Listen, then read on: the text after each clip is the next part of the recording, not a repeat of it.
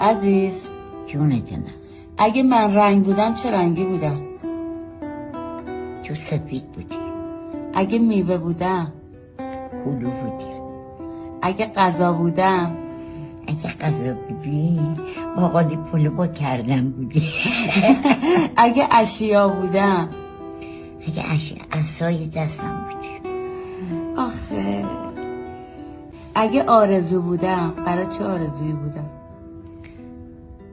برام یعنی کل آرزو نگاهته، نگاه هم به نگاهت. من چیزی نمیخوام جز سلامتیتون. آرزویی دارم براتون، خدا باید آرزوها رو برآورده کنه، مال همه رو، ولی همینقدر که نگاهتون میکنم آرزومه که همیشه سلامت باشین، جلو چشمم باشین. به به، مادران موجودات جالبی هستند. نه میخورند، نه میخوابند، نه میخندند، نه شب و روز کار میکنند و شب و روز نگرانند. شب و روز اصلا شب و روز ندارند.